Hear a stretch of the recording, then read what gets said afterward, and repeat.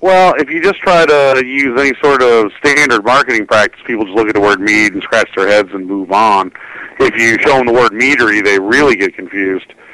So it's always been a matter of just, painstakingly, one person at a time, introducing them to the product, and then, once you've got their interest, explaining to them what it is. And we just do, that's 99% of what we do here is just, one by one at the tap room or out in the stores or at beer fests or, just, wherever we can get people to let us come in with our cart and pony show and, do our thing. And that's, so we were focusing on doing an event where, a bunch of people came to us for a change. Nice. So what got you into all of this? I know you come into this by way of Alaska. What's going on? Tell me more about that. Well, I had made a couple batches of mead as a home brewer before I moved to Alaska, and they were all pretty terrible. And when I got up to Alaska, I ran into Michael Kiker in Celestial Meads and was really impressed with what he was doing. And he invited me out to come out to the homebrew club, and the Great Northern Brewers Club actually hosts quite a few of exceptional mead makers. And, just spending a couple years up there with those guys, I, got exposed to a lot of great mead, a lot of good mead technique, and, I really took as much opportunity as I can to learn from Michael Kiker how he went about doing things. And at the time, it was just a, hobby or an interest. I really wanted to know. And just that's information that's come to serve me very well over the years. Yeah, it sounds like, well, and Michael's I got to get him on the show, too. I was just thinking, why have I not had him on yet? He's got... Because he's in Belize now? Yeah, oh, yeah, that's right, he's in Belize now, I forgot. But he's also, I think he was one of the first meaderies to really go for the super broad offering. I mean, he must have had 20 meads and everybody else had like 5. Mm-hmm. And every time he would do an open house at his place, a tasting event of, 16 different full-strength meads. It's like have a designated driver, right? Yeah, right. Well, that was a great part about his place is I could walk there. Oh, well, that's good. Yeah. So you were saying, in the stuff you sent me, you were saying, okay, you left Alaska to go to the Master Brewer program at UC Davis. That's pretty highfalutin. So did you go all the way through that then? Yes, I did. So I have my Master Brewer certificate from UC Davis, and I also completed and passed the International Institute of Brewing and Distilling's General Brewing Diploma. Wow. Which is kind of the final exam for that program. Well, that's kind of a sideways step from mead making. I mean, just out of curiosity, why Master Brewing instead of, say, like the winemaking program? Well, at the time, I definitely, I spent a lot of time learning how to make mead and making mead, but I was predominantly a brewer. Ah, okay. So still a beer guy at that point, really? Yes, exactly, okay. yeah. All right. I brewed a lot more beer than I did mead back then. Fair enough. I see. That makes sense. So, so you did that, then where did, what happened then? Where'd you end well, up? I can see. Well, I was hired by a small, rapidly growing brewery down in Southern California, and I moved down there and worked there for a year, and I got the opportunity to bring my family back to Missouri, and when I was hired by a brewery in Springfield, Missouri, and I've been doing that for about a year when I think it was actually Pete Pikulik. He was consulting for a group of people that were trying to open a meadery not far from Springfield, and my name had come up as someone who might be able to help them out with that, and they ended up making a very good offer to come out and head up that project for them. And so it was kind of a radical shift there, but it was an interesting opportunity, and the price was right, and I just was at a point where I was done doing what I was doing over at the brewery that had hired me. So I went ahead and did it. Now those guys.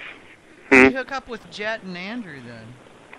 Well, I've known Andrew for 20 years. Oh, okay, old friend. I met him way back in college, a long, long time ago.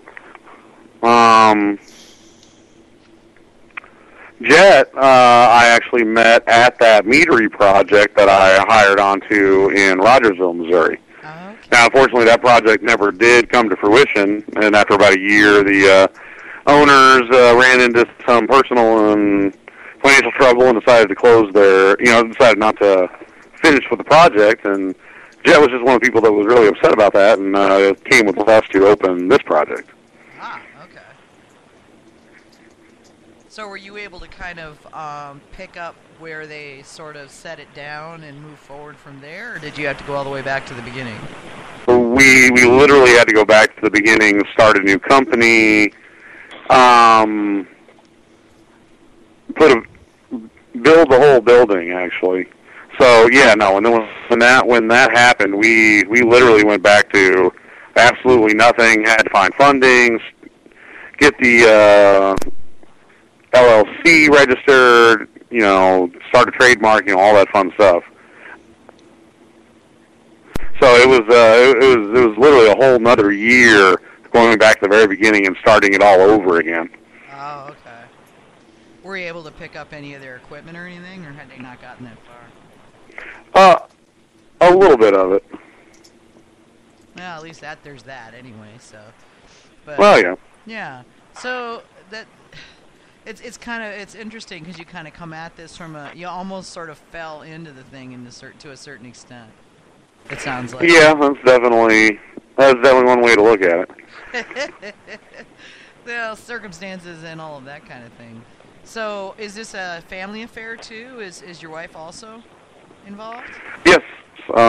Katie works here at the office and helps me out. I'm just doing all manner of things. Everything from office management to event planning to making sure we've got everything, everything we need for various sales events or beer fests. She's taken to organizing all of that for us, which is good because for a long time I had to do quite a bit of that myself, and the mead making is starting to get to the point where I can't be everywhere all at once. Sure, yeah. There's only so much of you to go around, right? Oh, jeez, yeah. All right, AJ, I know you got a bunch of questions there, so jump in. Well, my usual one is, do you use one yeast for everything, or do you select based on what you're making? It depends on what I'm making. For a lot of, especially the hydromels that we do, most of those are done with the same yeast. Some of the higher gravity ones are done with different yeasts. The yeast we use for those hydromels, I don't think is suitable at all for working with cider products or sizers, so we use a different one for that. It depends. Okay. And also, had you tasted mead before you started making it? No, I had not. I'd gotten a copy of Charlie Papazian's Complete Joy of Home Brewing, the second edition. And there was a very, very small appendix in the back on mead making, and just the most apocryphal, worst information you could possibly get on mead making. But it sounded really interesting, and that's what I based my first couple batches off of. Having never tried mead and not having it available anywhere in the market at the time. Was you were still up in Alaska at that point, right?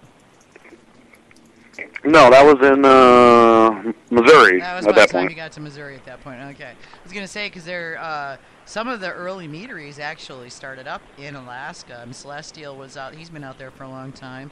And then there was one before him. Ring of Fire Meadery out in Homer. Yeah, Ring of Fire in Homer. Sadly, they ended up closing up shop a couple years ago. There's still some bottles of their stuff floating around, including I think a couple in my library. But yeah, they didn't make it. And there's 2 or 3 other meaderies up there that are younger. But Ring of Fire was up there really early. Very, very early. Lawrence was one of the original brewers at Glacier Brew House, if I'm not mistaken, and he left that position in Anchorage to move out to Homer and start that meadery. Yeah, no, I had not realized it had closed, although I hadn't heard anything out of those guys in a long time. But God, he must have been around for 20 years. Yeah, at least. He was, like I say, he was one of the early meaderies. I want to say it was 2-3 years ago, and honestly, I think he went back to working for somebody else. It just, I don't know if it was family pressures or whatever it was, but they made an announcement, sold off all their stock, and closed the doors. So, well, they made good mead. I mean, they won quite a lot of medals. Yes, they did. They made very good mead. Yeah, so lost to the meat industry, but I totally get it. I mean, you got to do what's best for your family. That's the big thing. So I have a quick question about yeast. Especially, it'd be nice from a pro. Do you ever blend yeast? 2 different yeasts or 3 different yeast? Not really. I'm familiar with doing as such in the beer making world, but I've not gotten that far in playing around with a lot of what I do as far as the meads go. Okay. It's an interesting question. Mm-hmm. Yeah, I don't know. Yeah. I don't know if anybody's doing that or not. I mean, it's not a question we've asked that often. It's going to be one we ask more often going forward, though. And it's again, it's definitely a growing concept in the brewing industry. White Labs and Y Yeast have both come out with blends of yeasts in different packs, and I've seen commercial brewers do that. But I can't think of any meads that are done quite that way. I know some that are finished with different yeast, but or bottle conditioned with different yeast, but that would be about it. Yeah, and I know people that are blending on their own, like on home mead making, but yeah, I haven't heard of any. Of course, I mean, people aren't exactly going out, this is what we're doing for yeast either, so, yeah. Unless you really dig, you're not going to find out, so. What do you guys got upcoming? I know that you do open houses and you have tastings at your tap room and stuff like that, but what's next on the agenda? I saw you do like seasonal events. What do you guys got planned next? Well, we try to do something about once every 2 weeks. So the locals are doing an open jam night this Friday, and next Friday we've got the one of the local taco trucks is coming up, and we have a band playing. So we're doing a bit of a Friday the 13th celebration for that. And I think we're doing something over Memorial Day weekend with a local honky tonk group and the local barbecue place. Well, our big thing coming up is we do a kind of an all-day music festival in the dead of summer called the Bond Burner. Stinky Hot. And this is kind of like Burning Man, Missouri edition. Yeah, a little bit, yeah. But with more mead. It always manages to be the hottest day of the year, that's for sure. Yeah. The date is actually picked, around a historical event from here in Buffalo. From here in the small town we're in, that is kind of play off the name of the meadery. There's the meadery is named after an old defunct railway that ran through this area, but it never actually came to Buffalo. And there was a big disastrous town history surrounding how the railroad never came here, and the subsequent lack of industry that's in this town compared to all of its neighbors. And that whole thing ended with a big railroad bond burning celebration in mid-July. Back in the 1940s, I believe. But, we kind of resurrected that tradition. Oh, that's kind of cool. So the history of the town is kind of centered around the railroad bypassed us, so there kind of thing. Yeah, I still swear the town suffers from that flight. And that was 130 years ago. Yeah, but small towns have long memories. I know I'm from a small town, too. Mm-hmm. Yeah, that's exactly right. This place is no different. Yeah, so we lost Manny. I'm going to bring him back in. Okay. Yeah. So tell us a little bit about what do you guys got on tap now? And if you're willing to talk about it, what do you got planned coming up?